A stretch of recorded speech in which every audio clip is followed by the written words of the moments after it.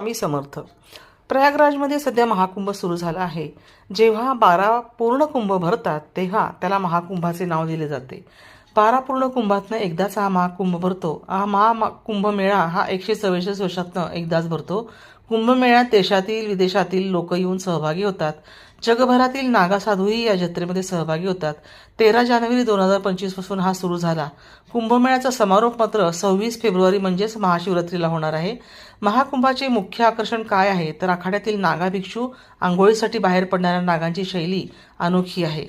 याचे मुख्य विशेष म्हणजे असं आहे की या जत्रेत शाही आणि अमृत स्नानासाठी भाविकांची गर्दी असते.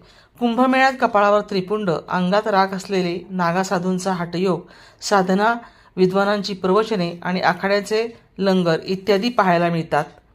या अमृत स्नानाच्या वेळी गंगा आणि इतर पवित्र नद्यांमध्ये स्नान करणे अत्यंत शुभ असते. जो मनुष्य यावेळी गंगा किंवा इतर पवित्र नद्यांमध्ये स्नान करतो त्याला मोक्ष प्राप्ती होत असते.